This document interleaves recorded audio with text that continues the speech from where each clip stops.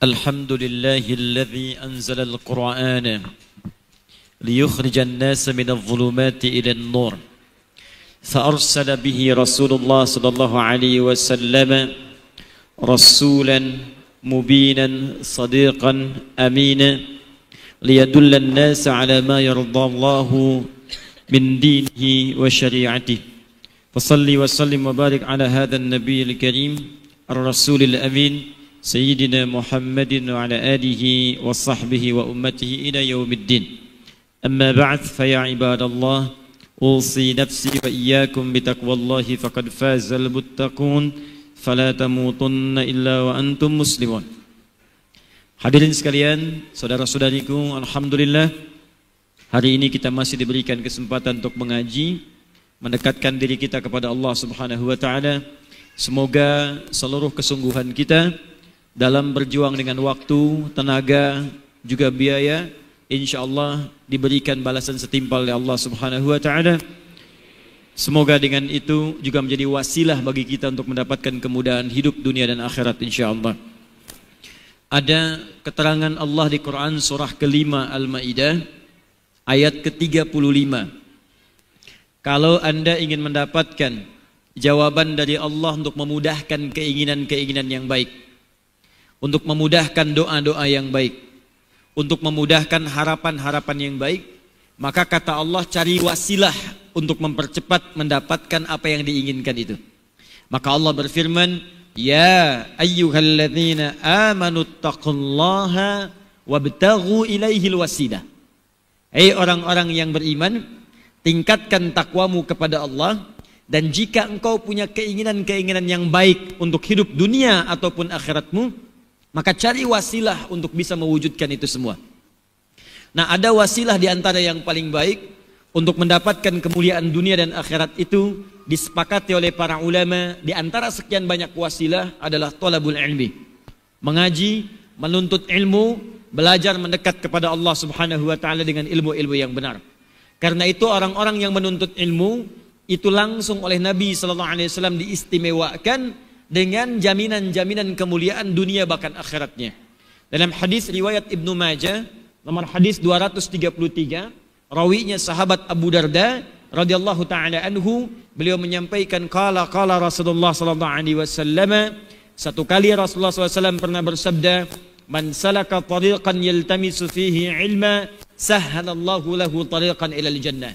Siapa yang menempuh perjalanan, menyiapkan waktunya dengan tenaganya, bersungguh-sungguh dia untuk belajar pengetahuan tentang agamanya, maka yang pertama untuk akhiratnya, sahhalallahu lahu tariqan ilal jannah, maka Allah akan mudahkan langkahnya menuju surganya.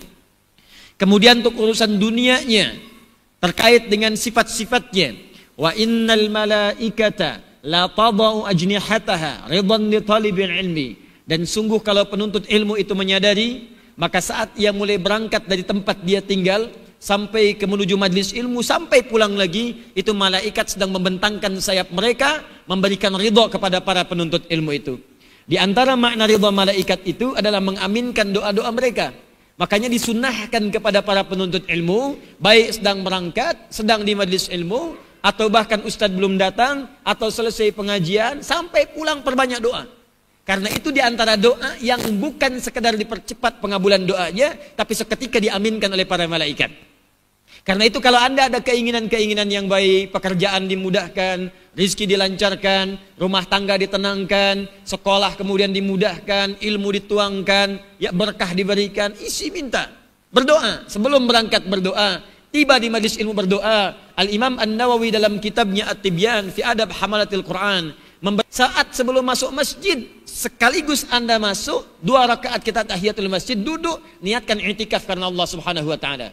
Maka semua pekerjaan kita saat berniat i'tikaf itu, walaupun ketiduran pada saat itu, walaupun ngantuk, itu dituliskan pahalanya, karena masuk dalam kategori i'tikafnya sedang dalam keadaan berada di masjidnya. Tapi bukan i'tikaf niatnya ngantuk, bukan. Atau i'tikaf untuk niat tidur, tidak.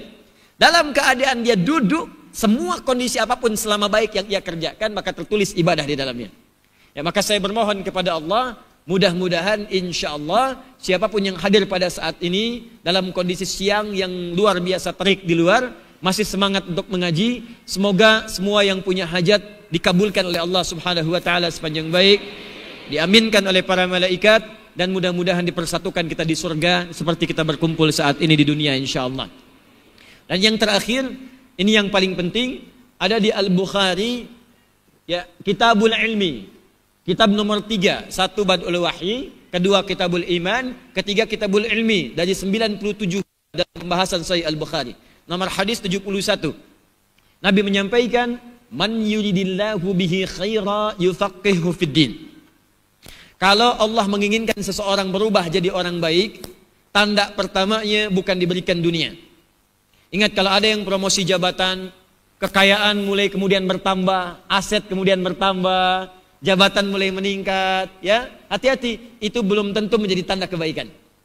Kata Nabi, tanda kebaikan pertama yang diberikan oleh Allah kepada hambanya adalah yufaqihu fid din, menanamkan keinginan kuat pada jiwa hamba itu untuk datang ke majelis ilmu, belajar tentang agamanya.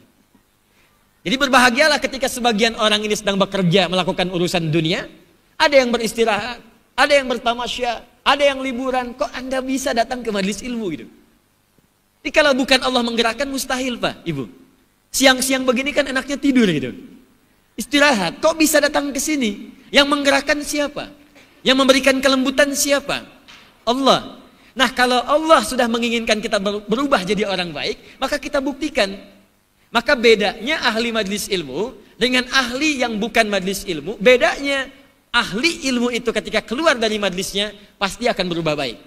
Lisannya jadi baik, pandangannya baik, maaf, tangannya baik, kakinya baik.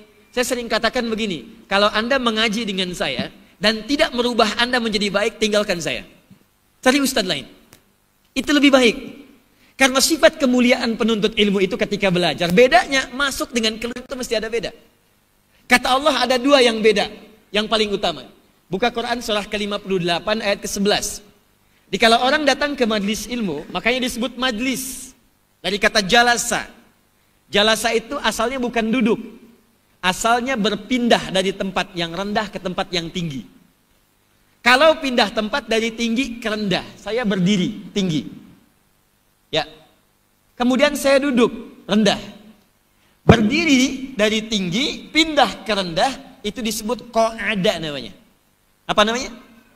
Qa'ada. Sifatnya disebut qu'ud, qu'udan. Ya, qu'udan itu artinya pindah tempat dari yang tinggi berdiri ke rendah duduk. Itu qu'ud namanya. Makanya orang yang nggak bisa sholatnya berdiri itu diminta duduk. Bahasa Qur'annya menggunakan kata qu'ud. Ya, Quran surah keempat ayat 103 paling kanan pertengahan. Fa idza qadaitumus salata, jika Anda selesai menunaikan salat kemudian fadhkurullah, maka berzikirlah kepada Allah. Zikirnya banyak. Bisa kalimat thayyibah, subhanallah, alhamdulillah, Allahu akbar, istighfar dulu, astagfirullah, astagfirullah, astagfirullah. Hadis Muslim hadis 571. Allahumma antas salam minka salam tabarakta ya dzal jalali wal ikram. Bisa salat sunnah. Salat sunnah disebut zikir. Ya, salat itu zikir. Quran surah ke-20 ayat ke-14. Innani anallahu la ilaha illa ana. Ya, fa'budni wa aqimis salata li dzikri. Tunaikan salat sebagai zikir kepadaku. Bisa berdoa. Doa itu zikir. Quran surah ke-7 ayat 205. Wadhkur rabbaka fi nafsika tadarruan wa khifatan wa dunal jahri minal qaul. Kata Allah, "Hei, ayo berdoa, zikir." Disebutnya zikir. Minta kepadaku dalam jiwamu. Ya, minta dengan khusyuk, penuh harap kepada Allah, zikir. Bisa baca Quran. Baca Quran itu zikir. Quran surah ke-15 ayat 9. Inna nahnu nazzalna dzikra. Kami telah turunkan Al-Quran sebagai zikir. Makanya Anda selepas sholat Anda ucapkan misalnya surat Al-Baqarah 255 ayat kursi. Baca kemudian 3 kul huwallah, kul a'udzu birabbil falaq, kul a'udzu birabbin nas. Itu zikir. Nah, kalau Anda ingin tunaikan itu kata Allah, qiyaman. Ayo, boleh sambil berdiri. Jadi kalau misalnya selesai sholat buru-buru harus kembali ke kantor, ada yang kembali ke kampus, ada yang baru sholat subuh harus bergerak untuk ke kota. Bukan berarti buru-buru itu menghilangkan zikir. Apa nggak bisa zikir sambil jalan kata Allah? Bisa kan sambil bergerak? Assalamualaikum warahmatullah, assalamualaikum warahmatullah. Jalan, astagfirullah, astagfirullah, astagfirullah. Allahumma antas salam, wa minkas salam, tabarakta ya dzal jalali wal ikram. Bisa. Jadi bukan alasan buru-buru itu menghilangkan zikir. Silakan sambil berdiri. Ya, daripada bicara yang tidak jelas. Assalamualaikum warahmatullahi wabarakatuh. Assalamualaikum warahmatullahi wabarakatuh. Ayo, lambat. Astagfirullah, astagfirullah. Oh, imamnya tadi kepanjangannya. Astagfirullah, astagfirullah, astagfirullah imamnya ya Allah. Astagfirullah. Astagfirullah. Nah, qiyaman wa qu'udan. Kalau Anda sempat tak bisa berdiri, ada orang nggak bisa salat berdiri, qu'udan, duduk. Kenapa menggunakan kata qu'ud? Inilah Al-Quran, firman Allah. Diksinya tepat. Kalau ini karya manusia, mustahil akan begitu, mustahil. Tapi kata-katanya sempurna. Qu'udan, nggak bisa berdiri, duduk. Nah, kalau berpindah dari yang rendah ke tinggi itu julusan. Jalasa. Anda duduk di karpet, saya minta pindah ke kursi. Maka orang Arab fasih mengatakan tafaddal ijlis. Pindah tempat. Tempatnya disebut majlis. Jamaknya majalis. Kenapa tempat menuntut ilmu disebut dengan majlis? Berasal dari kata jalasa, bukan sekedar tempat, tapi tempat yang mengangkat Anda dari rendah menuju tinggi. Jadi kalau datang ke majlis ilmu, itu mesti mengangkat Anda. Mesti naik level kita, dari bawah naik ke atas, dari rendah naik ke atas. Apa yang diangkat? Teruskan ayatnya. Yarfa'illahu alladhina amanu minkum walladhina utul ilma darajat. Pertama mesti naik iman. Makanya kalau bapak, ibu, teman-teman mau cari majlis ilmu, cari tempat-tempat yang bisa mengangkat iman kita supaya dekat dengan Allah. Ini bukan hadir ke tempat biasa. Kalau cuma tertawa, kenapa harus ke majlis ilmu? Banyak tayangan di TV membuat kita tertawa. Banyak bacaan membuat kita tertawa. Tapi majlis ilmu itu beda, kata Allah. Pertama mengangkat iman kita supaya dekat dengan Allah. Nah, kalau iman itu sudah naik, dekat dengan Allah, maka bukti dari itu adalah amal soleh namanya. Jadi orang kalau imannya kuat, amal solehnya banyak. Makanya kalimat iman dalam Al-Quran seringkali disandingkan dengan amal soleh. Nanti sebentar lagi asar, ada surah Al-Asr, surah 103. Yuk kita baca. Wal asr. Innal insana lafi illal ladzina iman. Perhatikan. Di ayat tadi, yarfa'illahu alladhina amanu minkum. Quran surah 58 ayat 11. Di Quran surah Al-Asr, illal ladzina amanu. Di sana amanu, di sini amanu. Setelah itu, wa amilus solihat. Illal ladzina amanu wa amilus solihat. Kata iman dipasangkan dengan amal soleh. Karena itu beda orang yang ikut ke majlis ilmu, yang imannya naik, pasti buktinya amal solehnya meningkat. Jadi kalau bapak ibu ingin tes nih ya, saya berhasil nggak ikut pengajiannya Ustadz Adi Hidayat?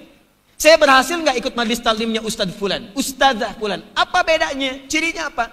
Apakah iman Anda meningkat dan setelah itu Anda terdorong semangat menunaikan amal soleh? Salatnya semangat gak? Baca Qurannya semangat gak? Puasanya semangat gak? Tahajudnya semangat gak? Lisannya berbuat baik gak? Jangan-jangan ikut taklim saya pulang-pulang senang mencela, maka saya tidak pernah mengajarkan itu. Jangan-jangan pulang dari taklim saya jarang sholat, ke masjid susah, maka saya tidak pernah mengajarkan itu. Kalau Anda ikut dengan saya tidak merubah Anda jadi baik, tinggalkan saya, cari ustaz lain. Dan yang kedua, walladzina utul ilma darajat, ilmu bertambah. Iman itu penting, amal soleh itu bagus, tapi tidak cukup saja semangat tinggi iman menunaikan amal soleh tapi kosong ilmu. Besok saya akan semangat menunaikan sholat subuh, saking semangatnya 4 rakaat subuh. Mesti ada ilmu. Dasarnya pengetahuan. Karena itu kita kemudian duduk, datang, kita mengaji. Nah, kalau orang sudah seperti itu, dekat dengan Allah, amal solehnya banyak, ilmunya luas, maka Masya Allah, langsung turun jaminan dari Allah Subhanahu wa Ta'ala, maka akan dibuka pintu rizki dan keberkahan dari langit dan bumi untuknya. Tidak cukup dengan amin, kita amalkan dulu. Gabungan antara iman dengan ilmu jadi takwa namanya. Iman dengan ilmu, kumpulkan satu, praktekkan amal soleh, nilainya disebut takwa. Karena itu dalam Al-Quran, semua ketika kita beramal soleh itu muaranya takwa. Ayo, siapa yang puasa nanti Senin, Kamis? Ya, kan saat diminta puasa ujungnya takwa. Al-Baqarah ayat 183. Ya ayyuhalladzina amanu kutiba alaikumus syiyam. Ingat syiyam, asyam bukan asyab. Ya ayyuhalladzina amanu kutiba alaikumus syiyam kama kutiba 'alal ladzina min la'allakum. Tuh, supaya kamu takwa. Kemarin baru haji, ada yang umroh. Apa tujuan bekal utamanya? Takwa. Buka Quran surah kedua Al-Baqarah ayat 197, paling kanan sebelah atas. Al-hajju ashhurum ma'lumat, faman farada fihinna al-hajja fala rafatha wala fusuqa wala jidala fil hajj. Wa ma taf'alu min khairi ya'lamhu Allah wa tazawwadu fa inna khairaz zadi taqwa. Barusan sholat zuhur, sholat itu amalan takwa. Tadi saya katakan perpaduan iman dengan ilmu menghasilkan takwa. Buka Al-Baqarah ayat 2 sampai 3. Dzalikal kitabul hudan lil muttaqin, itu orang takwa. Siapa orang takwa ini? Ayat 3-nya. Alladzina yu'minuna bil ghaib, iman dulu. Setelah itu wa yuqimunas shalah. Kalau sudah jadi takwa, nih naik level, muslim, jadi mukmin, alim dengan ilmu, jadi muttaqin, jadi orang takwa. Maka apa yang dijanjikan oleh Allah pada orang itu? Quran surah ke-7 ayat 96. Walau anna ahlal qura amanu wattaqau la fatahna alaihim barakatim minas samai wal ardh. Kalaulah satu penduduk negeri, kata Allah bukan 1, 2, 3 orang, tidak. Saya tidak inginkan satu orang aja yang nyaman, kata Allah. Saya tidak menghendaki satu orang saja yang bahagia. Kalau semua orang sekabupaten Bandung ini, atau sesoreang ini, bahkan se-Jawa Barat ini, bahkan se-Indonesia ini, kata Allah, amanu, iman dulu. Dia mau beriman kepada Allah, wattaqau, dan dia naikkan level keimanannya sampai menjadi orang takwa. La fatahna alaihim barakatim minas sama'i wal ardh. Kami akan buka semua pintu keberkahan di langit dan di bumi. Nah, jadi pertemuan kita saat ini adalah jalan menuju kepada level itu. Semoga insya Allah kita dipercepat, tapi saya mohon pembuktian dari kita semua untuk membuktikan kepada Allah, bukan membuktikan kepada kita. Buktikan kepada Allah bahwa tidak salah kita hadir siang hari untuk belajar. Nanti sepulang dari sini, praktekkan semua jenis kebaikan, jauhi hal-hal yang buruk, mesti ada beda, masuk ke majelis ilmu dengan keluar dari majelis ilmu. Siap insya Allah? Baik, kalau sudah siap, mari kita ikhlaskan niat dan kita masuk kepada pelajaran inti kita. Barusan mukaddimah, sekarang kita mulai. Bismillahirrahmanirrahim. Kita masuk pada pelajaran kita, membahas tentang surah Yusuf, surah ke-12 dalam urutan mushaf di Al-Quranil Karim. Kita telah sampaikan mukaddimah di surah ini dan telah masuk pada bagian ayat yang pertama. Surah ini di antara fadilahnya pernah disampaikan di pertemuan lalu, adalah surah yang disampaikan oleh para pakar tafsir bisa menghilangkan kegelisahan dalam hati kita. Jikalau Bapak Ibu sedang sedih, sedang ada masalah, teman-teman di kantor lelang proyeknya diambil oleh orang lain padahal Anda yang berjuang, ibu di rumah sedang punya persoalan, ada sebagian ulama yang memahami surah ini, mengkaji isinya, mereka mengatakan buka mushaf, ambil wudu, kemudian baca surah Yusuf. Setidaknya kisah-kisah di dalamnya akan memberikan dampak-dampak kemuliaan pada diri kita. Surah ini juga berisi pendidikan tentang keluarga. Bagaimana menjadi keluarga yang baik dalam naungan Al-Quran dan juga sunnah Rasulullah SAW. Di sini kita akan temukan bagaimana hubungan antara ayah, ibu dengan anaknya. Apakah seorang ayah yang mencari nafkah kemudian harus melalaikan perhatiannya kepada anak? Kita akan lihat. Apakah kemudian kalau ada ibu, mohon maaf, mendapati anak-anaknya kemudian tidak taat kepadanya, apa yang harus dilakukan? Dari mulai anaknya lahir, anaknya kecil, tumbuh dewasa, perselisihan antara anak-anak, sampai kemudian menggapai cita-cita, ada terkumpul di dalamnya, termasuk bagi pemuda-pemuda yang sedang merasakan sifat jatuh cinta. Bagaimana cinta yang baik itu? Apakah cinta itu mengarahkan pada kebaikan, atau cinta itu sekedar melampiaskan hasrat dan melampiaskan rindu saja tanpa nilai-nilai yang positif di dalamnya? Dan yang paling indah, di sini diajarkan nilai-nilai yang universal tanpa batas waktu. Artinya apa? Sampai kapanpun kegiatan ini, aktivitas ini akan terjadi. Zaman berubah, tempat berpindah, akan ada kemungkinan perbuatan-perbuatan semacam ini, dan Allah turunkan bagaimana cara mengatasinya. Dan dahsyatnya, jika kita menemukan persoalannya, kita sudah punya solusinya. Nanti ada sindiran-sindiran halus dalam Al-Quran, Bu, Pak. Yang paling tajam tuh begini, kamu itu sejak saya turunkan ke bumi, bahkan sebelum lahir, kata Allah, saya udah berikan petunjuk. Yang kalau petunjuk itu diikuti, hidup kamu itu saya pastikan akan senang dan bahagia. Cuman sayangnya petunjuk itu nggak diikuti. Persis seperti begini, Anda mau ke Al-Fathu nih. Al-Fathu di Soreang. Anda nggak tahu jalan. Kemudian Anda buka misalnya. Ya taruhlah ada map ya. Entah itu Google, entah itu Waze dan sebagainya. Anda buka. Diberikan jalan di situ tapi nggak Anda ikuti. Bertanya ke kawan, dikasih petunjuk yang nggak diikuti. Pertanyaan saya, menjadi lebih jauh atau menjadi lebih dekat ke tujuan? Jauh. Kemungkinannya sampai atau tersesat? Tersesat. Begitupun dunia, sejak Nabi Adam diturunkan, manusia pertama yang turun ke bumi. Dengan pasangannya istrinya Hawa, turun ke bumi, itu persis saat diturunkannya, bersamaan dengan turunnya sudah ada petunjuk hidupnya. Buka Quran surah kedua Al-Baqarah, ayat 38. Quran surah 2 ayat 38, paling kanan sebelah atas.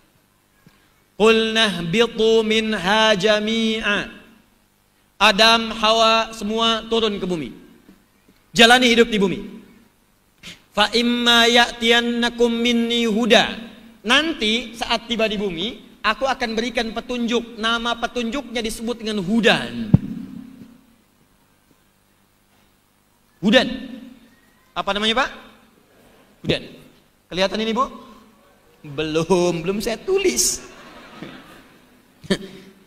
Masih siang, iman sudah kuat banget. Belum tulis sudah kelihatan. Hudan. Kelihatan, Bu? Tidak. Hudan. Ketinggal tuh. Kelihatan, Bu? Masya Allah, kelihatan. Hudan. Ini namanya umum. Bentuknya, detilnya bisa beda-beda. Di saat Nabi Adam turun hudan. Nabi Adam meninggal nanti, risalah selanjutnya ada Nabi Nuh, diberikan hudan. Zaman Nabi Ibrahim, turun hudan. Zaman Nabi Musa, turun hudan. Detilnya bisa beda-beda. Misal, Nabi Musa itu detilnya Taurat, tapi sifatnya disebut hudan. Buka Quran surat 17 ayat kedua. Ya, ayat pertamanya, Subhanalladzi asra bi'abdihi layla minal masjidil haram ilal masjidil aqsa alladzi barakna haulahu linuriyahu min ayatina innahu was-sami'ul basir. Ayat 2-nya, wa ataina Musal kitaba wa ja'alnahu hudan li bani Israil. Hudan. Taurat hudan, Injil hudan, Zabur hudan. Hudan itu nama umumnya. Nabi Muhammad SAW diberikan oleh Allah petunjuk Al-Quran, detilnya namanya Al-Quran, tapi nama umumnya hudan. Dari mana tahunya Ustaz? Buka Quran surah kedua Al-Baqarah ayat 185, paling kiri pertengahan. Lihat kalimatnya, fokus baik-baik. Syahru Ramadan alladzi unzila fihil Quran. Di bulan Ramadan diturunkan Al-Quran. Apa Al-Quran itu? Hudan linnas. Paling gampang Al-Baqarah ayat kedua. Dzalikal kitabu la raiba fi. Teruskan, hudan lil muttaqin. Nah, kalau hudan ini diikuti, petunjuk Al-Quran diikuti, maaf ya Bu, maaf Pak, ikuti Al-Quran. Dari Al-Fatihah sampai dengan An-Nas, ada petunjuk hidup di situ. Dari bangun tidur sampai tidur lagi, petunjuk di rumah tangga ada, petunjuk dalam kandungan bagi yang sedang mengandung ada, petunjuk menyusui ada, petunjuk bekerja ada, petunjuk berniaga ada, petunjuk di birokrasi ada, petunjuk mencari ilmu ada, petunjuk mengajar ada, semuanya. Ikuti semua itu. Keluarkan ayat-ayatnya. Apa yang terjadi? Kembalikan ke Al-Baqarah ayat 38. Fala khaufun alaihim walahum yahzanun. Kata Allah, kalau ini diikuti petunjuk ini, saya jamin semua manusia yang pernah tinggal di bumi, fala khaufun, tidak akan pernah merasakan kegelisahan. Tidak gelisah. Alaihim walahum yahzanun, dan tidak pernah sedih. Tidak sedih. Masya Allah. Tidak gelisah. Sama dengan apa? Gelisah itu lawannya tenang. Tidak gelisah berarti tenang. Tidak sedih artinya senang. Karena lawan dari sedih itu senang. Tidak sedih artinya senang. Jadi sebetulnya Pak, Ibu, Kita ini hidup di muka bumi itu untuk senang. Bukan untuk sedih. Tuh, ya. Sebetulnya kita hidup di bumi ini untuk tenang. Bukan untuk gelisah. Jadi kalau ada orang yang hidup di bumi itu tidak tenang, berarti dia tidak sedang ikut petunjuk. Kalau ada yang hidupnya sedih gitu kan. Di rumah tangga sedih. Tetangga yang beli kulkas dia yang sedih. Tetangga yang beli handphone dia yang gelisah. Ya Allah, macet sedikit bikin status. Ceklik, sore yang macet. Emang kenapa? Urusannya apa gitu? Coba lihat sekarang nih manusia-manusia sekarang. Media sosial tuh penuh dengan kegelisahan. Bikin status, tungguin komen, saling sindir. Itu kan bukti kegelisahan. Itu kan bukti ketidaknyamanan. Artinya ada yang tidak tenang hidupnya. Kamu tidak seperti yang aku kira. Tulis. Tungguin komen sampai maghrib. Cek lagi. Datang komen dari sore yang kunaon cuy. Capek. Ini. Jadi yang salah bukan Allah. Yang salahnya manusia sendiri. Petunjuk gak diikutin. Kenapa gak kita keluarkan dulu petunjuknya? Nah di antara petunjuk itu ada yang sifatnya bacaan. Baca Quran jadi tenang. Ada bu. Kalau nggak percaya Bapak Ibu silahkan. Sedang punya masalah ya. Sedang ada kegelisahan. Alih-alih bikin status. Lebih baik berwudu. Ngadep kiblat, buka mushaf, baca Quran. Demi Allah saya katakan. Walaupun solusinya belum tiba. Anda dikhianati di pekerjaan. Anda punya persoalan di rumah tangga. Walaupun solusi belum datang, baca Quran itu tenang Pak. Enak gitu. Dan di antara surat yang mendatangkan ketenangan dengan cepat, tenangnya cepat, itu surat Yusuf. Cepat. Karena itu di surat Yusuf nanti banyak kemudian pelajaran-pelajaran yang bisa kita dapatkan. Nah muqaddimah itu telah selesai di pertemuan lalu. Sekarang kita teruskan kepada kaidah-kaidah bahasa, kaidah fikihnya, dan kaidah hukum-hukumnya. Yuk kita baca. Bismillahirrahmanirrahim. Ayat yang pertama. Alif Lam Ra. Ini sudah saya bahas. Muhammad sallallahu alaihi wasallam sampaikan kepada orang-orang musyrik itu, sampaikan kepada orang-orang kafir Quraisy itu, sampaikan kepada orang-orang yang bertanya mengujimu tentang kisah Yusuf, sampaikan kepada orang-orang yang bertanya kepadamu, kenapa Nabi Yakub pindah dari Syam ke Mesir? Sampaikan, saya turunkan satu surah kepada mereka yang surah ini disusun dengan huruf-huruf dari bahasa yang mereka biasa komunikasikan setiap hari. Ada alif, ada lam, ada ra. Seperti mereka berkomunikasi setiap harinya dengan kalimat-kalimat ini, dengan huruf-huruf ini. Mereka membuat syair dengan huruf-huruf ini, dengan kalimat-kalimat ini. Maka Al-Quran pun diturunkan dengan kalimat-kalimat ini agar mereka mengetahui dengan jelas. Tilka ayatul kitabil mubin. Sungguh, apa yang akan kami turunkan ini berupa keterangan-keterangan, tanda-tanda dari Allah yang sangat nyata dan jelas. Yuk, sekarang kita mulai bahasan perkataannya. Alif Lam Ra sudah saya bahas di pertemuan lalu ya. Tilka ayatul kitabil mubin. Ayat. Secara cepat. Bapak Ibu sekalian, tidak disebutkan dalam bahasa Arab kata ayat kecuali tanda yang mendekatkan kita dengan Allah Subhanahu wa taala. Jamaknya disebut dengan ayat. Bentuk tunggalnya, singularnya, mufradnya ditulis dengan ayatun. Bismillah. Begini, ayat.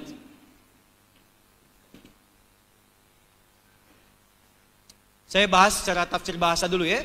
Nanti kalau sudah masuk kepada pendalaman makna, ke hukum, saya nanti akan tunjukkan kitab-kitab tafsir.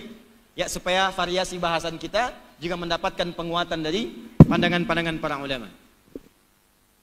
Kata ayat tidak disebutkan dalam bahasa Arab, apalagi kemudian dalam paparan Al-Quran dan hadis-hadis Nabi Sallallahu Alaihi Wasallam, kecuali menunjuk pada tanda yang mendekatkan seorang hamba dengan Allah Subhanahu Wa Taala. Karena itu, jika Bapak Ibu menemukan kalimat dalam Al-Quran, ini rumus cepatnya. Ayat itu dibuka dengan kata ayat, ini artinya semua informasi yang disampaikan di ayat itu dibuat oleh Allah untuk membuat diri kita semakin dekat dengan Allah Subhanahu wa taala. Bahkan Al-Qur'an sendiri disebut dengan ayat. Al-Baqarah 286 ayat. Ali Imran 200 ayat. An-Nisa 176 ayat. Kenapa disebut dengan ayat? Karena setiap kali kita baca Al-Quran, keadaan kita merasa lebih dekat dengan Allah Subhanahu wa taala. Jangankan baca, Anda sedang jalan nih, tiba-tiba mendengar ayat Al-Quran dibacakan. Ya, dulu di daerah-daerah itu sering menjelang maghrib ada ayat Quran ya, dibacakan. Menjelang Isya ada ayat Quran. Menjelang subuh ada ayat Quran. Bahkan kalau Anda ke Madinah, ke Mekah, lihat siaran TV, channel 1, channel 2, ya. Channel 1, channel 2, channel 1 itu Mekah, channel 2 Madinah. Itu menjelang menunggu kepada waktu sholat, ayat Quran dibacakan. Baca. Nah, ketika kita mendengar bacaan ayat Quran itu, bukankah keadaan kita merasa lebih dekat dengan Allah? Karena itu Allah turunkan Quran surah ke-8, Al-Anfal ayat yang kedua. Perhatikan kalimatnya. Innamal mu'minuna alladzina idza dzukirallahu wajilat qulubuhum wa idza tuliyat alaihim ayatuhu zadathum imana wa ala rabbihim yatawakkalun. Sungguh orang-orang yang beriman itu dia punya ciri-ciri. Awas, hati-hati. Ini ciri-ciri dasar. Kalau ciri-ciri ini tidak ada dalam jiwanya, maka perlu dipertanyakan masih adakah iman dalam dirinya. 1. Idza dzukirallahu wajilat qulubuhum. Kalau disebutkan nama Allah maka akan ada getaran dalam hatinya. Semacam ada sinyal. Karena itu oleh Allah setiap hari diperdengarkan kalimat Allah 5 kali dalam sehari. Supaya setiap hamba yang beriman bisa mengecek apakah iman masih ada dalam jiwanya atau tidak. Silahkan cek. Bukankah setiap hari diperdengarkan 5 kali? Allahu Akbar, Allahu Akbar. Bangun tidur, kalimat Allah diperdengarkan. Siang, Allahu Akbar, Allahu Akbar. Asar ke sore, Allahu Akbar, Allahu Akbar. Maghrib, bahkan ke Isya sebelum tidur, Allahu Akbar, Allahu Akbar. Jujur katakan pada jiwa kita, bukankah saat mendengar kalimat itu ada panggilan dalam hati kita? Ada getaran kan? Bahkan kalau imannya semakin kuat, Allahu Akbar, sebelum dipanggil dia sudah berpikir, dah azan belum? Kapan asarnya? Jadi kalau Anda sudah bisa bertanya begitu, itu artinya imannya sedang kuat, Pak, Bu. Kalau ada orang dipanggil nih, Allahu Akbar, Allahu Akbar. Ya Allah, sudah asar, siap-siap dulu. Itu artinya imannya standar. Hah? Standar? Standar. Pas dipanggil, pas ingat, pas. Jam 7 kerja. Jam 7 di kampus dimulai pelajaran. Datang jam 7, pas kan? Iya kan? Tapi kalau ada orang belum dipanggil, udah datang. Jam 7 waktu kerja, datang jam 6, hebat namanya. Jam 7 waktu belajar, datang setengah 7, hebat namanya. Asar itu teman-teman sekarang, teman-teman, jam 14.50. Ada orang jam 2 dan nunggu asar. Jam berapa asar nanti ya? Dan mikir asar. Itu bahkan oleh Quran disebut sebagai tanda kekhusyuan pertama. Di orang khusyuk dalam sholat itu, bahkan kata Allah langsung dalam Al-Quran, itu tidak dimulai saat sholat. Bahkan saat orang itu sudah menanyakan perjumpaan dengan Allah dalam sholatnya. Buka Quran surah kedua Al-Baqarah ayat 45 sampai 46. Wasta'inu bis sabri was salat wa innaha lakabiratun illa 'alal khashi'in. Siapa orang khusyuk itu? Ayat ke-46-nya. Alladzina yadhunnuna annahum mulaqu rabbihim. Orang khusyuk itu adalah orang yang sebelum sholat sudah mempersiapkan perjumpaan dengan Rabbnya. Katanya. Diberbahagialah kalau kemudian sebelum itu sudah terjadi. Asar jam 14.50, jam 2 sudah nunggu asar. Allahu Akbar, Allahu Akbar. Sudah azan, masih ada iman. Allahu Akbar, Allahu Akbar. Cepat amat azannya. Ini menunjukkan ada masalah dalam jiwanya. Allahu Akbar, Allahu Akbar. Berisik. Ini menunjukkan ada persoalan serius dalam imannya. Jelas sampai sini? Apa kaitan dengan ayat? Teruskan. Wa idza tuliyat alaihim ayatuhu. Tapi kalau Anda ingin lebih tahu tentang siapa orang yang hubungannya paling dekat dengan Allah, kata Allah, adalah orang-orang yang kalau dibacakan kepadanya ayat-ayat Allah. Bukan baca. Ini sedang lewat nih. Lewat. Tiba-tiba dengar bacaan Quran. A'udzu billahi minasyaitonir rajim. Dengar, kedengaran. Mau jalan ke kantor, tiba-tiba terdengar bacaan Quran. Ketika mendengar itu, ada getaran dalam jiwanya. Wa ala rabbihim yatawakkalun. Tiba-tiba ingat kepada Allah. Bahkan ada orang yang membiasakan tilawah. Mau ke kantor di mobilnya setel tilawah. Ada yang setel radio, radio A, radio B. Ini tidak tilawah. Sambil nunggu macet, dengarkan hafalan Quran. Jika sudah terjadi itu pada diri Anda, maka berbahagialah karena pada saat itu Anda disebut oleh Allah langsung sedang punya hubungan yang sangat dekat dengan Allah Subhanahu wa taala.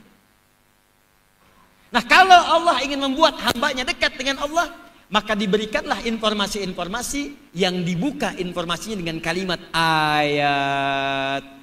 Surah Yusuf dibuka dengan kata ayat, seakan memberikan pesan kepada kita.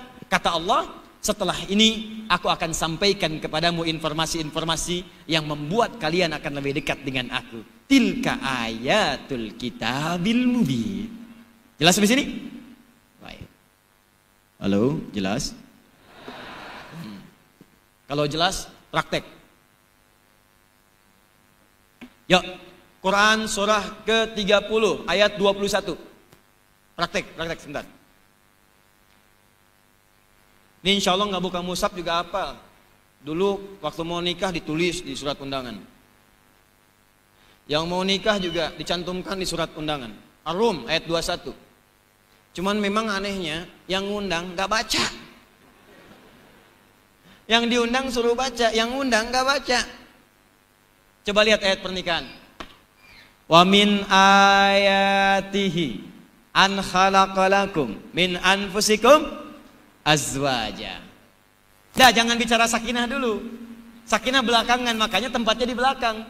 Sakinah, mawaddah, warahmah, litaskunu ilaiha, sakinah. Wa ja'ala bainakum mawaddah, warahmah, rahmah. Belakang disingkat jadi samara, sakinah, mawadah, rahmah, selesai. Tapi apa pendahuluan sakinah itu? Perhatikan depannya, wa min ayatihi. Praktekan rumus tadi. Dan di antara tanda-tanda yang menjadikan seorang hamba lebih dekat hubungannya dengan Allah adalah pernikahan. Di sebetulnya pernikahan itu berpartner untuk sama-sama membangun ketaatan kepada Allah. Makanya level pahala di rumah tangga itu naik dibandingkan dengan jomblo. Sendirian. Ya. Coba, kalau orang sendirian, sholatnya bisa sendiri. Tapi kalau di rumah tangga, dikirimkan makmum seumur hidup. Jadi nggak ada alasan nggak bisa ke masjid, di rumah ada partner. Coba cek. Berangkat keluar, ketemu dengan teman. Karena di rumah dibiasakan sholat berjamaah, keluar pun terbawa suasana itu. Makanya orang-orang yang berumah tangga, itu kata Allah seharusnya menjadi lebih dekat dengan Allah. Jadi kalau ada orang ternyata lebih jauh dari Allah, ada yang salah dalam rumah tangganya. Coba cek, jangan-jangan sebelum rumah tangga rajin mengaji, setelah berumah tangga hilang sama dengan mushafnya. Penguatan saja. Sekarang kita masuk pada ayat yang barunya. Inna anzalnahu Qur'anan Arabiyya. Kami telah turunkan Al-Quran. Bacaannya berbahasa Arab. Kalaupun dituliskan tulisannya bahasa Arab, la'allakum ta'qilun. Inna, fokus.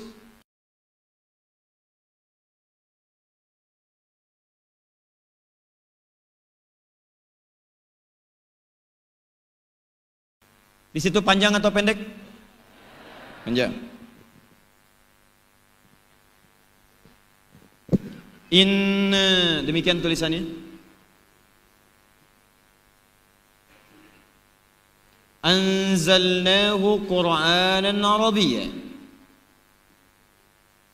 Anzalnahu Qur'anan Arab. Saya sampai sini dulu. Ibu bapak, tolong sabar belajar dengan saya ya. Karena saya sangat mencintai Al-Quran. Dan semua kalimat Al-Quran bahkan hurufnya itu mukjizat. Saya dari kecil senang Quran. Saking senangnya saya ambil spesialisasi bahasa Arab untuk mendalami bahasa Al-Quran. Jadi bukan supaya bisa bahasa Arab. Kalau bisa bahasa Arab gampang. Jadi TKI, TKW bisa bahasa Arab. Ya, gampang. Pergi ke Arab dah sepekan bisa bahasa Arab. Pulang-pulang Assalamualaikum, Assalamualaikum. Ya, kaifa haluk bisa. Tapi mempelajari ilmu bahasa Arab itu nggak mudah. Pulang bawa kaji. Nah sekarang karena saya senang dengan bahasanya Al-Quran, ternyata ditemukan setiap harokat, bahkan setiap hurufnya itu penuh dengan mukjizat. Karena itu saya akan bahas setiap hurufnya. Boleh jadi sampai selesai tahun ini pun mungkin belum tentu selesai surat Yusuf. Ya, yuk kita teruskan. 1 inna. Ini ada 2 bagian. Anzalnahu ada 2 bagian. Qur'anan ada 2 pembahasan. Arabian ada 2 bagian. Inna asalnya terdiri dari 2 kata. Inna dan na. Begini asalnya. Inna pendek dan na panjang. Begini. Fokus. Contoh inna yang pendek. Wal as. Kemudian innal insana itu inna yang pendek. Inna. Kalau kemudian Bapak Ibu melihat innanya panjang begini. Inna, bukan yang pendek. Inna, yang begini. Inna. Maka itu artinya huruf inna yang ini yang pendek ditambah dengan na panjang. Singkatan dari nahnu. Na singkatan dari nahnu. Nahnu disingkat na. Jelas? Artinya kami, kita. Nahnu. Jadi inna yang pendek ini ditambah dengan na singkatan dari nahnu artinya kami, kita. Maka berubah kalimatnya menjadi begini. Inna. Jelas? Baik. Sekarang lihat baik-baik, fokus. Dalam ilmu nahwu, gramatikal bahasa Arab, pokok dasar. Kalau Bapak Ibu menguasai ilmu nahwu, itu insya Allah 1/4 ilmu Al-Quran itu bisa dikuasai. Ya. Nanti 3/4-nya lagi ada sharaf 12 cabang, balaghah 3 cabang, ya ma'ani, bayan, badi', kemudian yang terakhir arud 16 cabang disebut dengan bahar. Kalau sempurna ini nahwu, sharaf, balaghah, arud, maka masya Allah itu insya Allah akan nikmat ngaji Qurannya. Di ilmu nahwu inna itu disebut dengan adat taukid, huruf penguat, huruf penguat taukid. Saya bacakan kaidah ilmu nahwunya ya. Inna harfu nasbin wa taukidin tansibul isma wa tarfa'ul khabara mabniun 'alal fathi la mahalla lahu minal i'rabi. Paham? Tidak.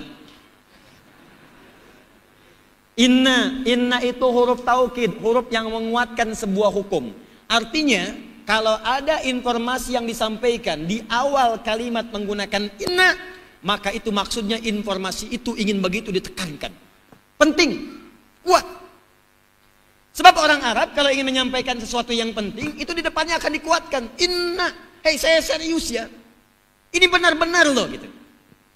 Nah kalau di Al-Quran ada kalimat kemudian menggunakan inna di awalnya, maka informasi yang disampaikan tidak main-main. Ada yang penting di dalamnya. Saking pentingnya Allah langsung menguatkan. Padahal Allah itu nggak pakai inna pun, nggak pakai inna misalnya anzalnaku Qur'anan Arabiyya la'allakum ta'qilun. Nggak pakai inna, pasti sudah jelas penting. Karena sifat Allah itu ketika membuat, menyampaikan sesuatu tidak akan ada yang sia-sia. Mencipta pasti bermanfaat. Menyampaikan firman pasti penting. Tapi ketika menggunakan inna, kata para pakar tafsir, ada yang sangat penting, urgen di dalamnya, sampai-sampai Allah menggunakan kalimat inna untuk menyampaikan pesannya. Jelas?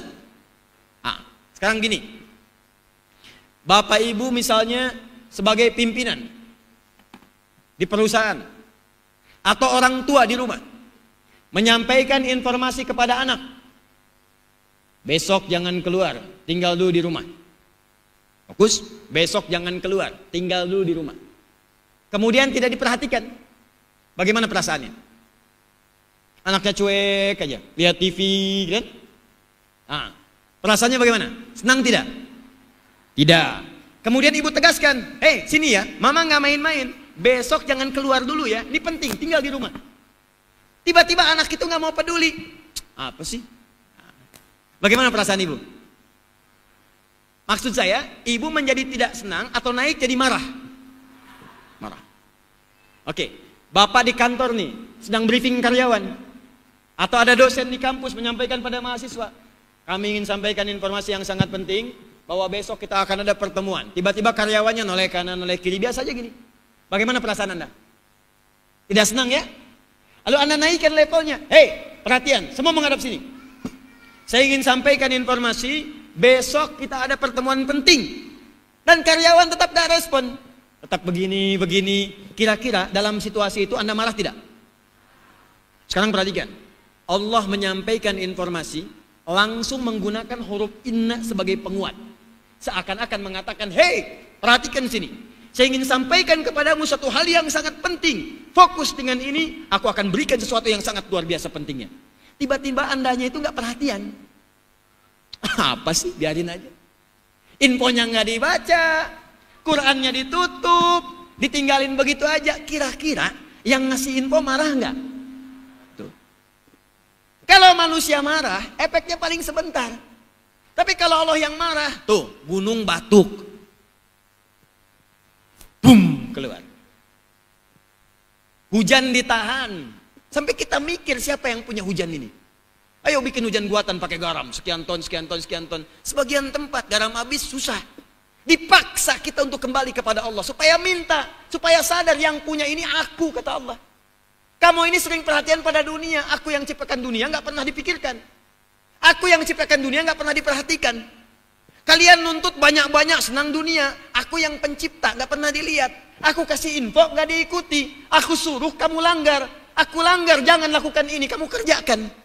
Pantas kemudian Allah pun menurunkan peringatan. Longsor tiba. Gempa muncul. Banjir naik. Tsunami datang. Kenapa? Karena disingkat LGBT. Longsor, gempa, banjir, tsunami. Seimbang kan?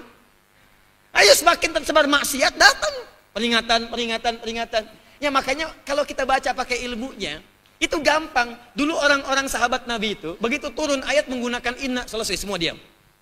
Apa perintah Allah ini? Dan gak tunda, diminta tahajud, malamnya langsung tahajud. Diminta sedekah, seketika apa yang bisa dikerjakan sedekah. Sami'na wa ata'na. Wa qalu sami'na wa ata'na. Ghufranaka rabbana wa ilaikal masir. Sami'na wa ata'na, ya Allah kami taat, kami patuh. Ghufranaka, kalau selama ini kami salah, maafkan kami ya Allah. Wa ilaikal masir, kami sadar ya Allah, satu saat kami akan wafat. Ampun ya Allah, kalau wafat masih banyak Allah. Ampun ya Allah. Katakan, ayo besok-besok kamu akan tahu rasa saat kembali kepadaku. Inna. Karena itu kalau ada kalimat dalam Al-Quran dibuka dengan kata inna, itu berarti kalimatnya penting. Cepat tancapkan itu dalam jiwa kita yang paling dalam untuk menyimaknya.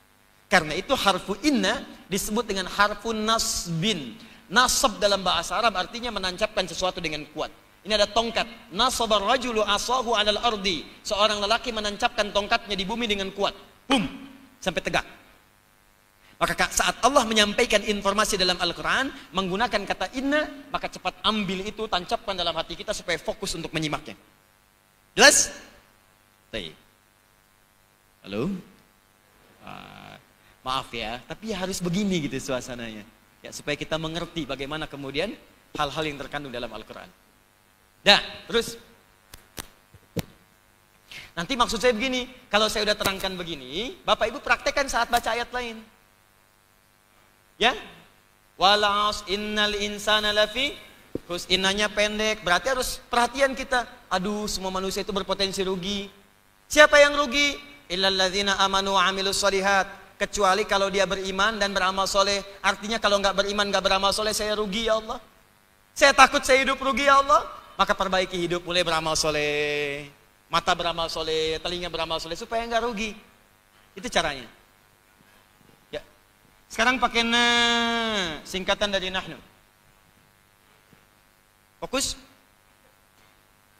Na, singkatan dari kata nahnu artinya kami, kita.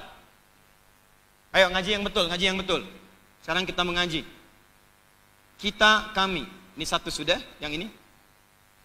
Sekarang yang ini. Kalau kita atau kami, banyak atau sedikit? Banyak kan? Saya satu orang. Kami bisa berdua, bisa bertiga, bisa banyak. Nah, sekarang perhatikan, perhatikan. Kata nahnu disingkat jadi na. Kalau itu yang dimaksudkan makhluk artinya bukan Allah, itu artinya jamak, banyak. Banyak. Misal, besok kita akan pergi ke Jakarta. Ghadan nahnu nadhhab ila Jakarta. Besok kita sama-sama ini pergi ke Jakarta. Jelas? Tapi kalau kata nahnu, nah, itu ditujukan kepada Allah, maka artinya bukan banyak. Artinya, pertama dalam ilmu nahwu disebut dengan li ta'zimin nafsi. Ta'zimun nafsi. Untuk menunjukkan peristiwa yang sangat agung, yang sangat dahsyat, yang tidak seperti biasanya. Ta'zimun nafsi.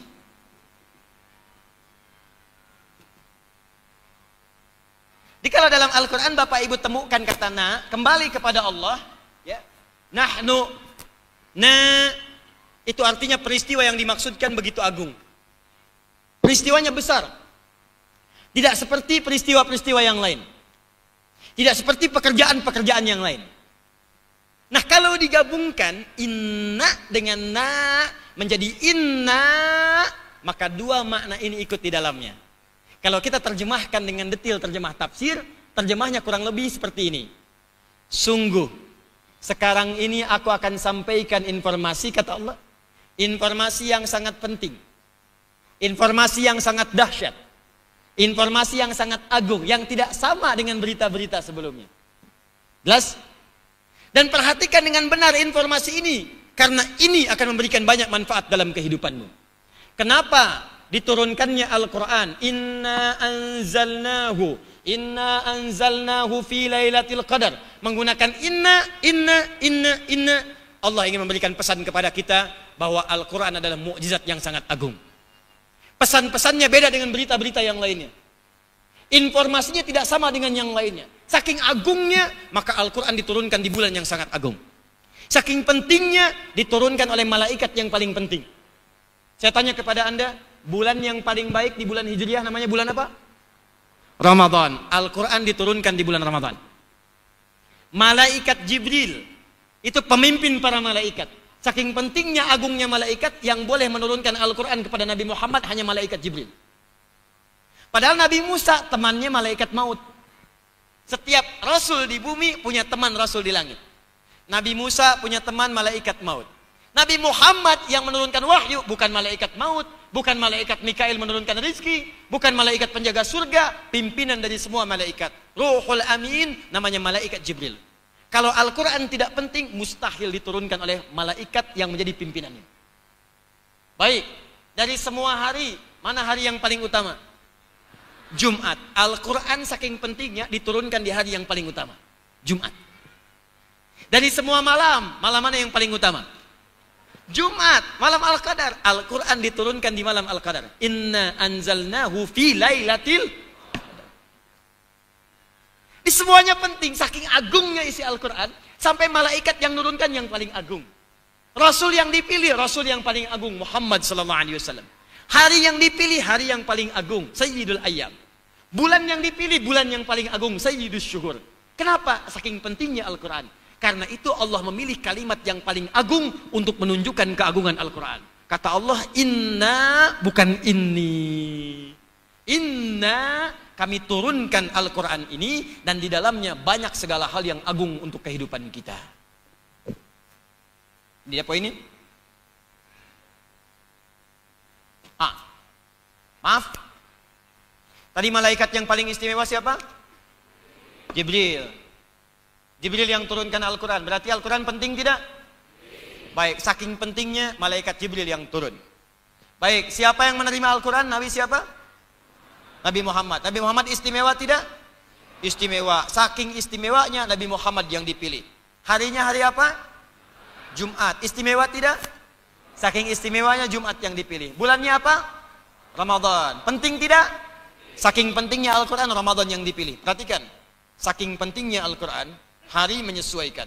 Bulan menyesuaikan. Rasul bahkan memperhatikan. Dipilih yang paling istimewa. Malaikat dipilih yang paling bagus. Malaikat perhatian pada Quran. Rasul perhatian pada Quran. Semua waktu disesuaikan dengan keistimewaan Al-Quran. Ini menunjukkan Al-Quran penting. Malaikat saja menganggap Al-Quran penting. Masa Anda yang bukan malaikat yang menganggap penting?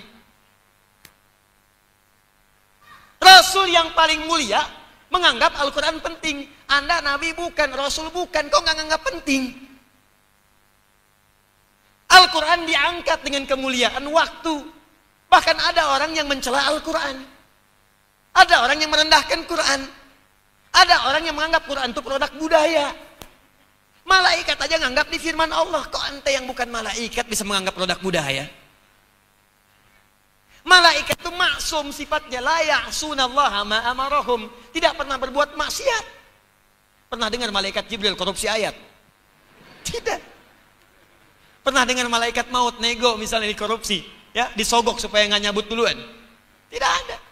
La ya'sunallaha ma amarahum wa yaf'aluna ma yu'marun. Quran surat 66 ayat yang ke-6. Malaikat mustahil berbuat maksiat. Malaikat yang nggak pernah bermaksiat itu mengangkat Al-Quran setinggi-tingginya. Anda yang pelaku maksiat kok bisa kemudian mengabaikan Quran? Kata Quran, wailul lil mukadzibin, jangan dusta. Kalau dusta celaka, dusta. Kata Quran misalnya maaf, layak tabakdukum ba'do, jangan gosip. Gosip. Saya mah tidak Ustaz, bagus. Tidak seperti ibu itu tuh. Ibu itu mau kalau ketemu Ustaz bicaranya begitu. Sama. Tuh. Kata Quran jangan mencuri, mencuri. Yang paling aneh tindakan pencurian itu dibagus-bagusin kalimatnya. Saya tuh sebel Bu sama orang sekarang. Itu kalau berbuat maksiat, kalimatnya tuh dibagus-bagusin istilahnya. Diseakan-akan karena menjadi bagus, perbuatan itu menjadi boleh. Maaf kalau ada yang mencuri ayam disebut apa? Maling tuh. Kenapa yang mencuri aset negara disebut koruptor? Sebut maling. Jangan diturunin. Sebab kalau itu kemudian dikemas jadi kalimat yang terasa indah, seakan-akan kemudian jadi tren. Akhirnya jadi bangga.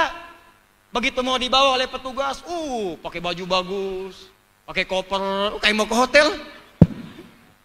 Kenapa nggak gunakan kalimat yang sama? Maling aset. Udah. Pencuri, selesai.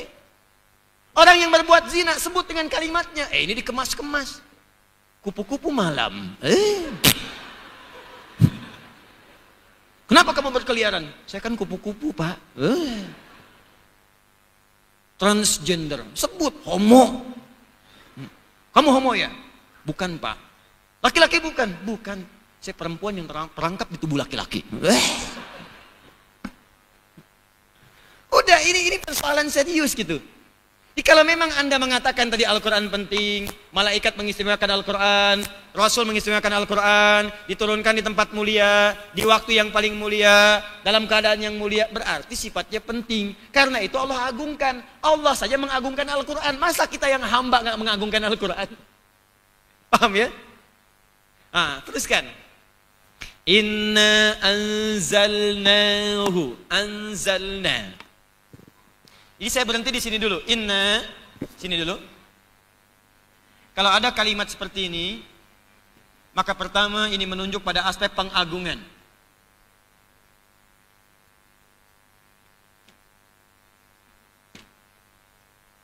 Awas, turunannya banyak. Turunan hukumnya banyak. Kalau ada yang dihormati, diagungkan, cara kita bersikap beda atau tidak? Beda. Kita punya orang tua, apakah kita berkomunikasi dengan orang tua sama dengan teman? Tidak, ada cium tangan, ada hormat. Ya, hormat pada pimpinan dengan hormat orang tua, kan beda kan? Ya, ketemu pimpinan, hormat. Ketemu orang tua kan tidak begitu. Pada ayah, saya mau berangkat sekolah, hormat. Nggak ada, salam. Beda kan?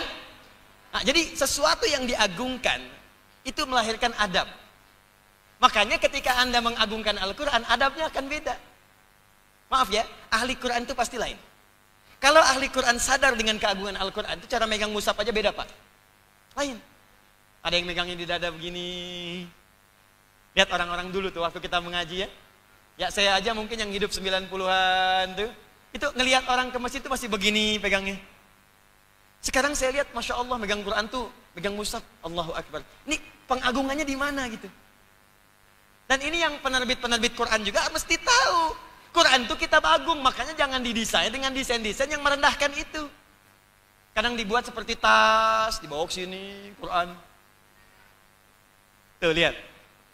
Ya, ada yang sembarangan, ada yang simpan sekenanya aja, simpan di bawah. Kalau Anda mengagungkan mustahil berlaku demikian. Simpan tempat yang baik. Kalau sebagian covernya sudah hilang, tutup lagi. Kalau bisa kemudian tutup dengan sempurna, bersihkan debunya. Ini pengagungan. Yang kedua, berisi sesuatu yang penting dan sangat ditekankan. Penting dan ditekankan.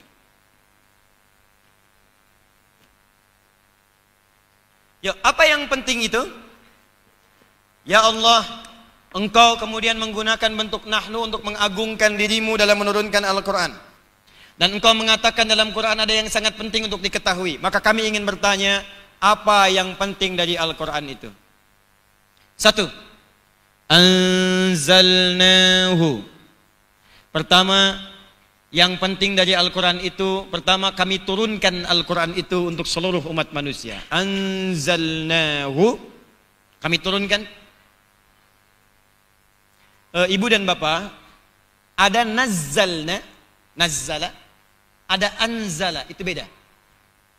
Saya ulang ya. Ada nazzala, ada anzala, itu berbeda. Saya naikkan ke atas, ini ada dua. Satu, nazzala. Kedua, anzala, pakai hamzah.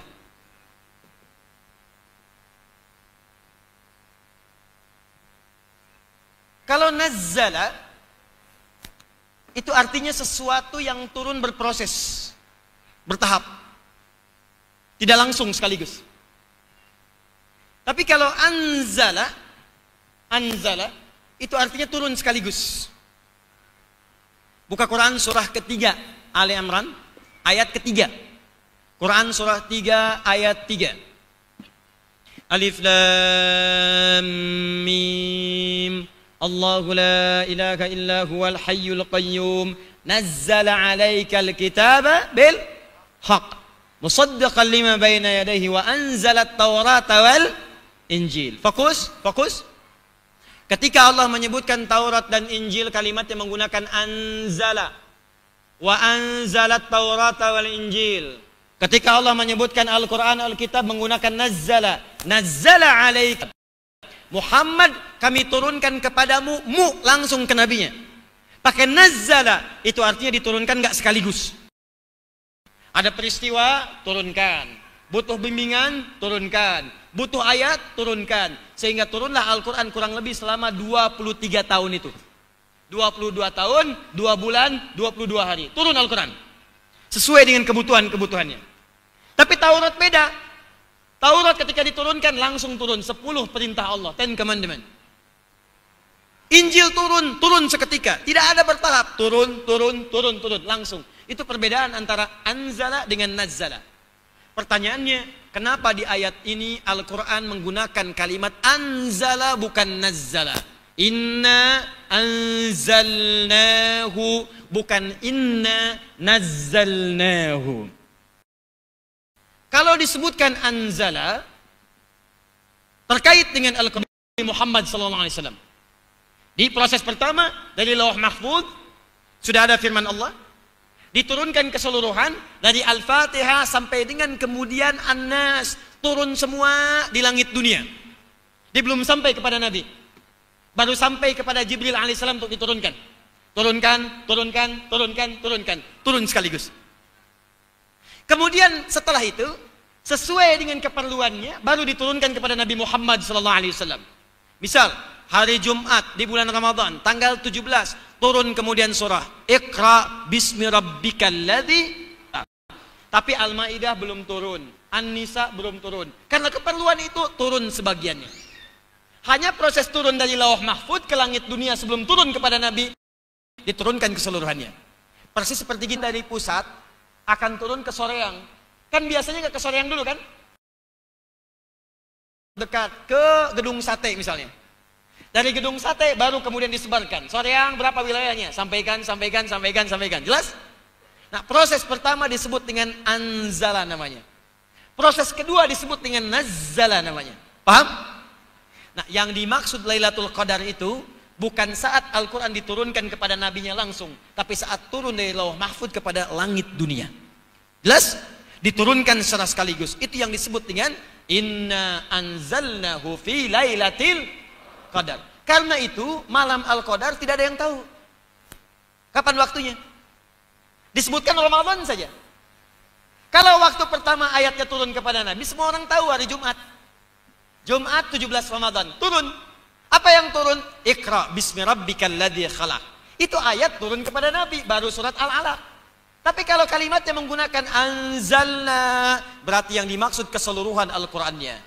Apa yang dimaksud peristiwa ini? Turun Al-Quran dari Lauh Mahfud ke langit dunia. Kapan terjadinya? Di bulan Ramadan. Tapi kapan waktunya? Tidak ada yang tahu. Dirahasiakan oleh Allah supaya kita berburu untuk mendapatkan kemuliaannya. Karena itu di malam-malam Ramadan itu Allah kemudian tunjukkan pada kita hanya ada satu malam yang akan bertepatan dengan peristiwa malam turunnya Al-Quran dari Lauh Mahfud ke langit dunia.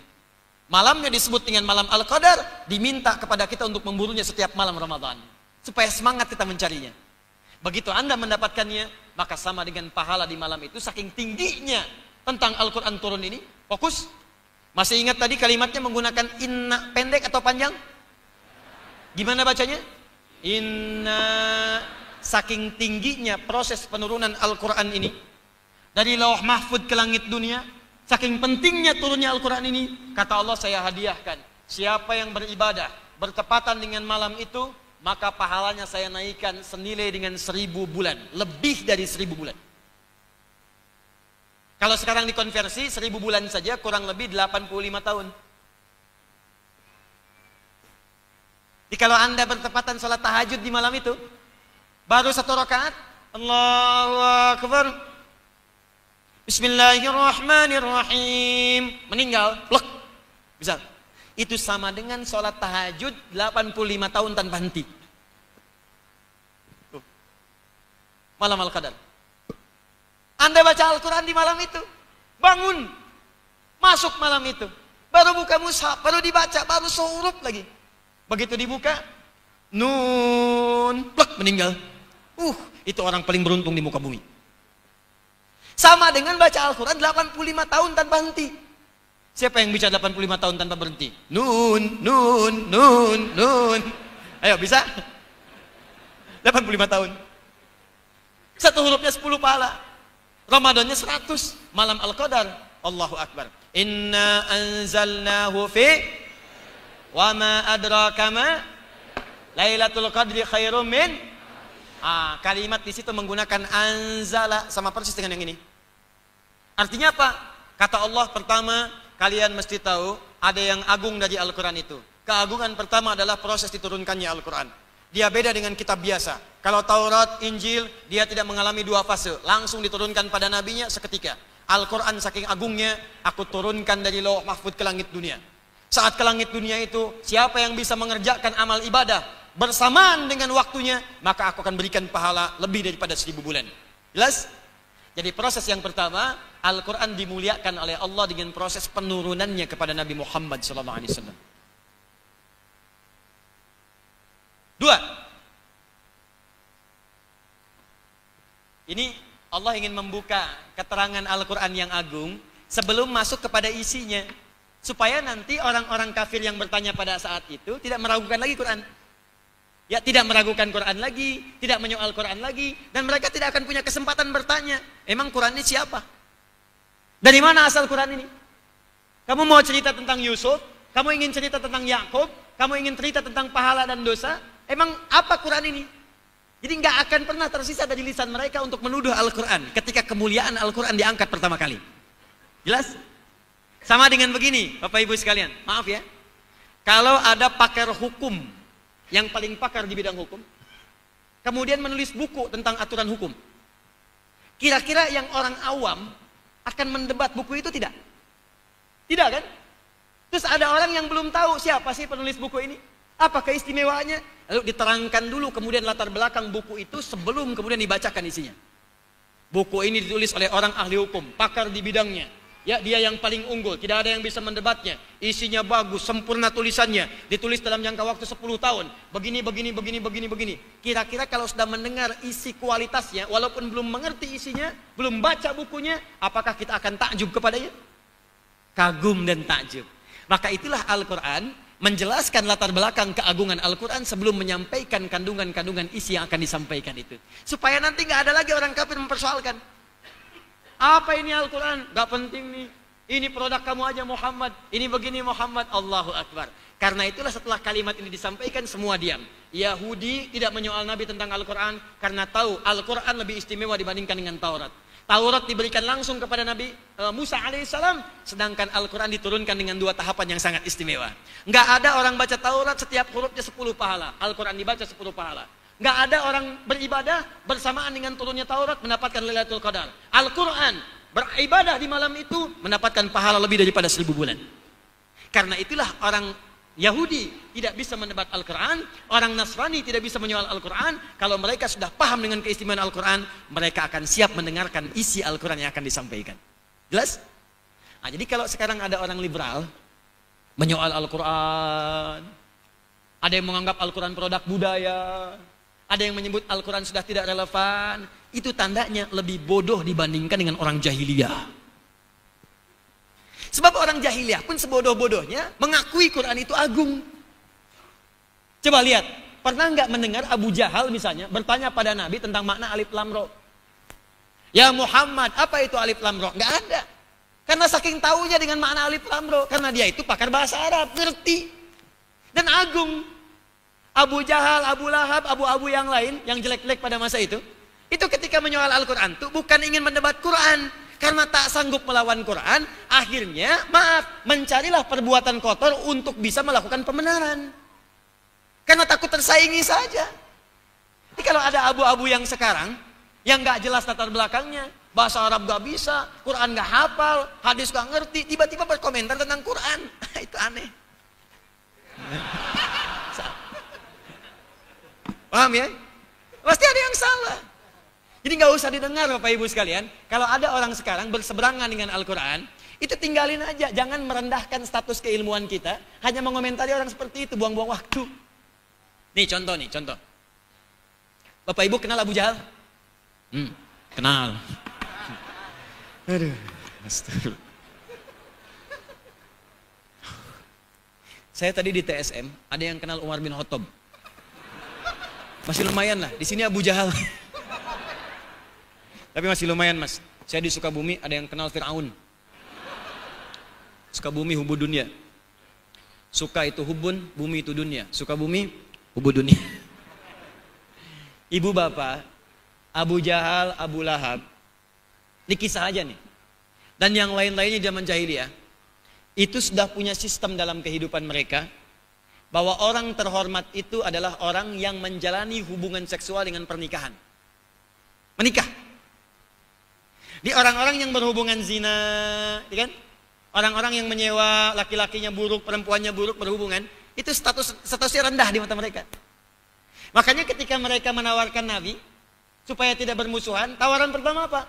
Ya Muhammad sallallahu alaihi wasallam, jika engkau berkehendak meninggalkan ajaranmu itu dan engkau memilih apapun kami akan berikan. Tawaran pertama, jika engkau berkehendak memilih perempuan paling cantik di masyarakat kita, maka kami akan nikahkan engkau dengan mereka. Nikahkan. Kalimatnya jelas, di semua riwayat nikahkan, bukan bokingkan.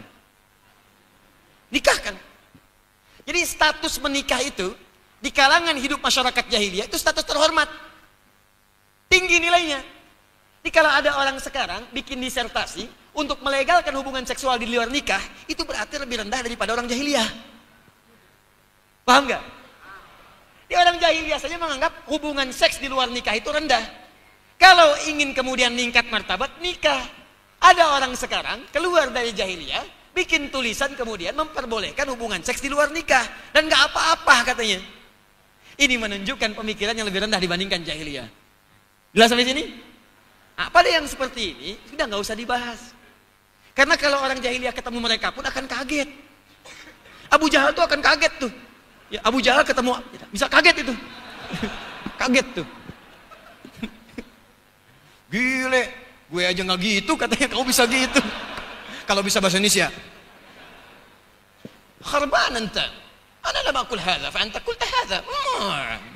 Abu Jahal tuh. Bahasa Arabnya tadi lah gitu yang tadi. Balik sini. Paham ini? Baik, jadi aspek pertama, Al-Qur'an itu begitu agung karena melalui tahap penurunan yang menghadirkan hadiah-hadiah yang istimewa. Tidak didapati pada kitab-kitab sebelumnya. Di bahasa nabinya beginilah. Kalian mau nyoal apa tentang Quran? Kamu Yahudi, ingin menyoal Quran. Al-Quran turun lebih hebat dibandingkan dengan Taurat. Kamu Nasrani, ingin menyoal Quran. Al-Quran turunnya lebih dahsyat dibandingkan dengan Injil ketika diturunkan. Maka mereka tidak bisa menyoal Al-Quran, hanya bisa mendengarkan apa yang akan disampaikan oleh Al-Quran. Jelas? Teruskan. Qur'anan Arabiyya. Qur'anan, ilmu nahunya halun. Yuk saya ingat dulu ya. Inna harfu nasbin wa tawkidin tansibul isma wa tarful khabara mabniun ala sukuni la mahalla lahu min al-i'rabi. Minan nahnu ismu inna, isim inna. Isim itu artinya yang punya informasinya, yang punya kewenangannya. Allah di sini. Allah menerangkan kepada kita, menguatkan dengan bahwa kami yang turunkan Al-Quran, saya yang turunkan. Al-Quran punya nilai Qur'anan. Yang saya turunkan itu kata Allah, yang sifatnya agung itu namanya Al-Quran. Namanya apa? Lihat sini. Dengar ini.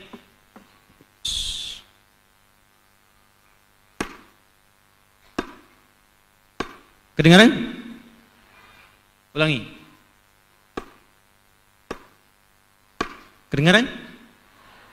Bunyi yang terdengar itu disebut dengan Qur'un namanya. Apa? Qur'un.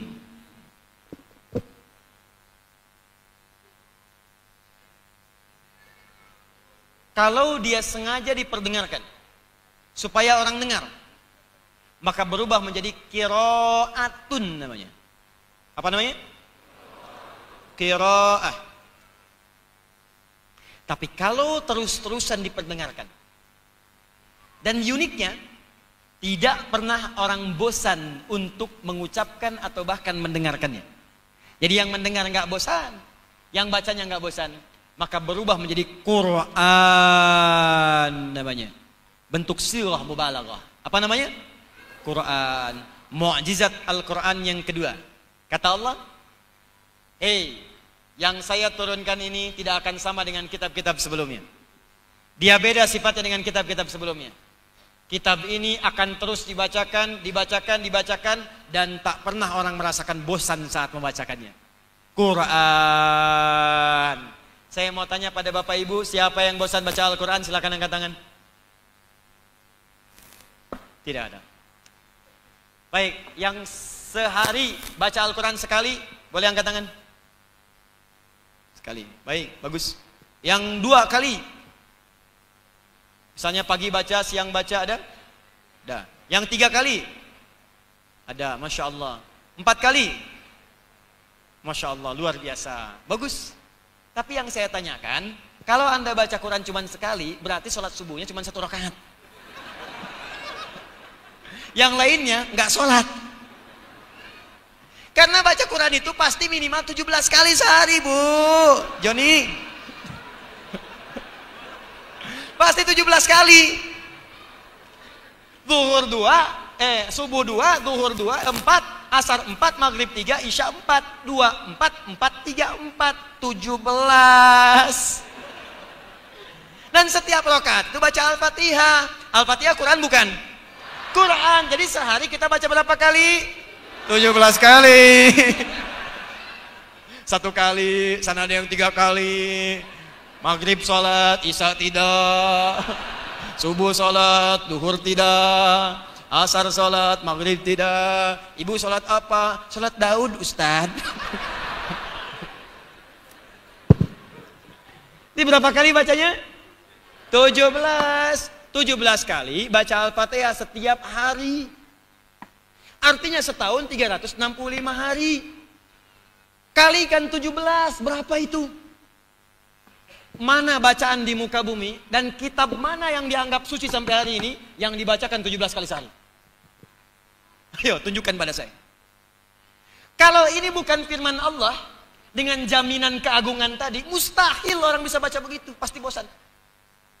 Silakan tunjukkan pada saya, bacaan mana yang sehari dibacakan 17 kali. Dan gak ada orang bosan. Sekali bisa, 2 kali bisa, 3 kali bisa, 4 kali bosan.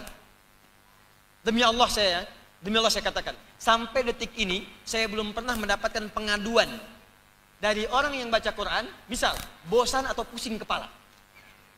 Saya pusing Ustaz. Kenapa? Pusing baca Al-Fatihah sehari 17 kali, gak ada. Hari ini baca, besok baca lagi. Besok baca, lusanya baca lagi. Dan Anda bisa kebayang gak? Artinya kalau orang sudah usia 40 tahun, anggaplah 10 tahunnya masa balik. 30 tahun dia baca Al-Fatihah. 30 tahun itu artinya 365 hari dikali 30 dikali 17. Berapa? Banyak. Ada nggak yang pusing? Tidak. Cuma Al-Quran. Kenapa bisa punya sifat begitu? Inna anzalna. Karena kami yang turunkan itu dengan penuh keagungan. Ini. Quranan. Ini. Kami beri sifat dia akan terus dibacakan dan nggak pernah bosan. Kalau ini buatan manusia, buatan Nabi Muhammad mustahil akan punya sifat begini. Karena setiap buatan makhluk akan punya sifat yang sama dengan makhluk. Tapi karena yang sampaikan Allah, Al-Quran bukan makhluk, Al-Quran firman Allah, dan Allah yang berikan nama. Kalau Allah yang berikan berarti jaminannya dari Allah. Anda akan temukan satu kitab kata Allah, yang saat dibacakan 17 kali sehari, orang gak akan pernah merasa bosan dengannya. Al-Quran turun dari siapa? Allah. Jadi kalau kita baca Al-Quran ibadah bukan? Ibadah. Kalau sedang ibadah ada lawannya siapa? Setan. Setan mengganggu setiap hamba untuk ibadah. Makanya satu-satunya kitab yang saat baca diganggu setan Al-Quran. Silakan cek. Anda baca Al-Quran gak akan diganggu setan. 2 jam 3 jam enak aja baca. Anda baca Al-Quran 3 menit ngantuk. Ini Al-Quran. Gak pernah kita bosan, cuman kalau dibaca cepat ngantuk. Yasin wal Qur'anil Hakim. Bisa ngantuk. Itulah Al-Quran. Paham ya? Jadi saya ingin katakan kepada Anda begini, kalau kita ngajinya benar itu, setiap kalimatnya itu mukjizat. Dan benar-benar terjadi. Ada orang liberal sekarang berkata, itu diskriminatif tuh katanya. Beberapa lembaga menerima beasiswa yang hafal Quran. Bagaimana dengan agama lain? Jawabnya gampang, gak usah pakai dalil. Ya sama aja, hafalin aja kitabnya. Kalau sama-sama hafal dapat beasiswa, kan gampang John. Ya kan? Anda hafalin aja, cuman memang kitab Anda itu gak bisa dihafal. Itu aja. Kenapa? Karena memang punya sifat yang tidak sama. Kitab ini asli firman Tuhan. Karena firman Allah beda sifatnya dengan bahasa makhluk. Allah kasih jaminan, mudah dihafal, mudah. Nggak bosan, ya nggak akan bosan. Maka terjadilah dalam kehidupan. Itu diantara tanda kebenaran Islam. Jadi kalau Islam ini agama yang salah, mustahil punya tanda-tanda kebenaran yang nyata. Karena itu dibuka dengan kalimat tilka ayatul kitabil mubin. Kebenaran Al-Quran sifatnya nyata. Seperti persis melihat matahari, sinar dan keadaan yang dirasakan. Seperti terangnya benda-benda di siang bolong. Kelihatan. Jadi kalau masih ragu dengan Islam berarti ada yang salah dalam jiwanya. Jelas? Nah yang terakhir, Qur'anan Arabiyya la'allakum ta'qilun. Kata Allah, Quran yang punya sifat dibaca terus itu, tanpa bosan itu, saya turunkan dengan menggunakan bahasa Arab. Pertanyaannya, ya Allah, kenapa menggunakan bahasa Arab tidak menggunakan bahasa Sunda? Kenapa menggunakan bahasa Arab tidak menggunakan bahasa Indonesia? Kan bahasa Indonesia itu bahasa persatuan, ya Allah. Ya Allah, kenapa tidak menggunakan bahasa Inggris? Ya Allah, kenapa tidak menggunakan bahasa Belanda? Apakah karena Belanda pernah menjajah Indonesia lantas tidak menggunakan bahasa Belanda? Taib. Kenapa menggunakan bahasa Arab dan kenapa ditutup dengan kalimat la'allakum ta'qilun? Itu nanti yang akan kita bahas di pertemuan selanjutnya insyaallah. Ya. Nah, nanti kita akan paham dan ada keistimewaan di bahasa Arab yang tidak ditemukan di bahasa-bahasa yang lainnya. Ini karena tinggal 2 menit lagi menuju ke asar. Ya, maka saya izin menyampaikan pengumuman. Yang pertama, insya Allah malam nanti kami akan kajian di Mujahidin di Jalan Sancang. Itu terkait dengan 4 turunan ilmu. Ini akan mengukur kebenaran kita dalam belajar, apakah di level mana kita belajar. 1. Dan kalau Anda ada pertanyaan termasuk yang ini, nanti saya jawab besok subuh di Masjid Ar-Rahman di Kota Baru Parahyangan. Jadi besok itu nggak ada materi, semua tanya jawab saja. Jadi apa-apa yang Anda tanyakan insya Allah besok kami jawab. Yang ketiga, bulan depan kita akan ada karantina akbar menghafal Quran. Kami akan tunjukkan caranya 30 juz 30 hari. Nanti akbar keseluruhan ya. Nanti Anda siapkan, kami infokan waktunya. Bagi yang ingin ikut langsung di karantina, pusatnya di Bekasi. Insya Allah bulan depan akan dibuka. Belum nih? Alhamdulillah ada yang hafal Quran 24 hari, 30 hari, 30 juz, bukan juz 30 ya, 30 juz. Nah itu nanti ada yang akhwat, ada khusus tempatnya akhwat saja, ada yang ikhwan. Nanti saat dibuka Anda bisa mendaftar di dalamnya. Yang terakhir, bagi yang sudah ada di masjid, ambil wudhu, sebentar lagi asar, tunaikan salat asar berjamaah. Ya saya mohon izin karena saya sudah di jamaah qasar untuk bisa menuju kemudian persiapan di Mujahidin nanti untuk waktu ba'da maghrib dan Allah Subhanahu wa taala. Subhanakallahumma wa bihamdika asyhadu an la ilaha illa anta nastaghfiruka wa natubu ilaik. Allahumma taqabbal minna innaka antas samiul alim wa tub alaina innaka antat tawwabur rahim. Rabbana atina fid dunya hasanah fil akhirati hasanah wa qina adzabannar wa akhiru da'wana alhamdulillahi rabbil alamin. Thumma assalamu alaikum warahmatullahi wabarakatuh.